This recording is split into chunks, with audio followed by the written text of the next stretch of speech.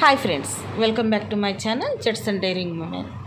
Friends, నేను ఇప్పుడైతే మీకు మెంతి మొలకలతోటి సింపుల్గా ఒక చిన్న సలాడ్ అయితే ప్రిపేర్ చేసి చూపిస్తాను.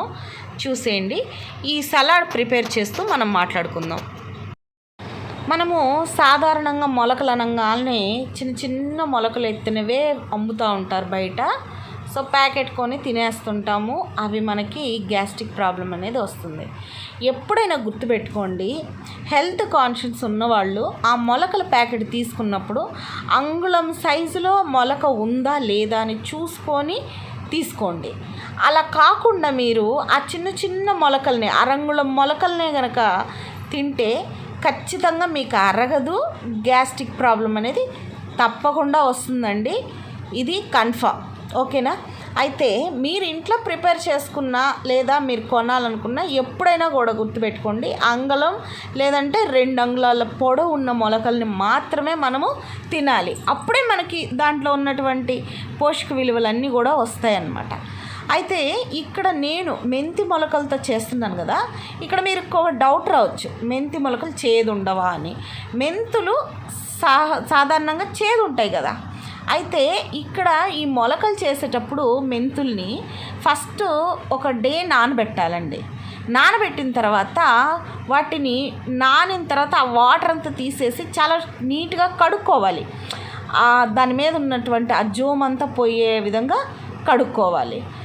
ఆ కడుక్కున్న తర్వాత అప్పుడు మనం ఒక తడి గుడ్డ తీసుకొని, ఒక కాటన్ క్లాత్ తీసుకొని దాంట్లో ఆ విత్తనాలను వేసి మూటగట్టి మనం సన్లైట్ తగలని ఏరియాలో పెట్టేసుకోవాలి. సో అట్లా ఒక 3 డేస్ అసలు కదిలించకూడదు, అసలు దాని వైపే చూడకూడదు.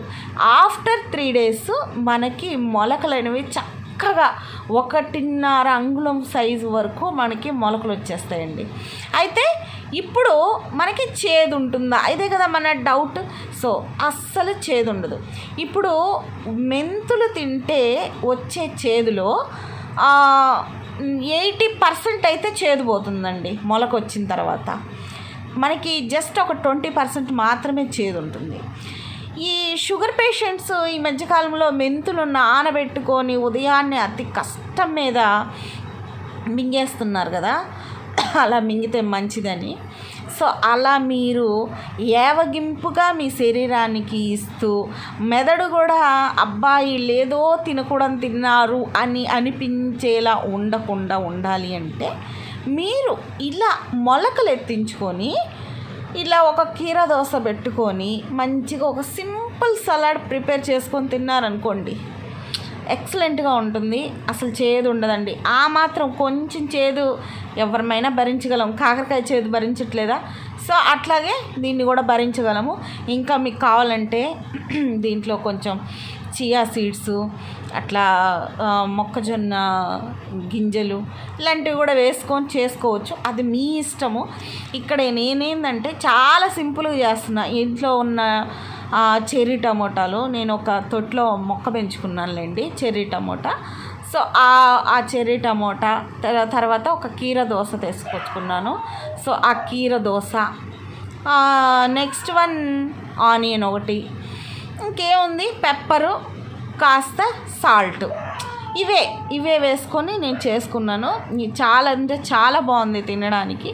సో మీరు కూడా ట్రై చేయండి, చాలా బాగుంటుంది, చాలా ఆరోగ్యం కూడా.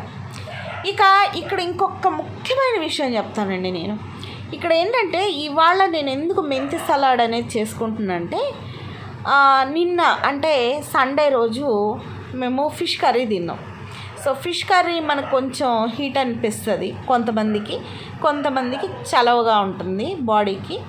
సో అయితే ఆ ఫిష్ కర్రీ తిన్నాం కదా, మన పొట్ట మొత్తం క్లీన్ అవ్వాలి, బాగుండాలి, లేదా వేడి చేయకూడదు అని అనుకుంటే అట్లాంటప్పుడు ఇలాంటి మెంతుల్ని, ఇలా మొలకెత్తించిన మెంతుల్ని కానీ తినగలిగితే మన బాడీ చలవ చేస్తుంది అనమాట. ఆ రోజంతా చలవ చేస్తుంది, బాగుంటుంది కూల్గా. సో ఇదండి ముఖ్యమైన విషయం. సో ఈ సలాడ్ మీకు కనుక నచ్చినట్లయితే సో మీ ఫ్రెండ్స్కి షేర్ చేయండి. అలాగే హెల్త్ బాగాలేని అంటే షుగర్తో బాధపడే వాళ్ళకి కూడా ఇది షేర్ చేయండి. వాళ్ళు కూడా మొలకలు ఎత్తించుకొని తింటారు, ఇష్టంగా తింటారు. ఓకేనా? అదొకటి. నెక్స్ట్, మీకు నా ఛానల్ నచ్చినట్లయితే సబ్స్క్రైబ్ చేయండి. మీకు నేను చెప్పిన సబ్జెక్టు ఖచ్చితంగా ముఖ్యమైనది అనిపిస్తే మీ ఫ్రెండ్స్ అండ్ ఫ్యామిలీకి షేర్ చేసేయండి. తర్వాత మీకు నచ్చితే ఒక లైక్ ఇచ్చేయండి. ఇది ఫ్రెండ్స్, మరొక మంచి వీడియోతో మీ ముందుకు వస్తాను. అంతవరకు సెలవు.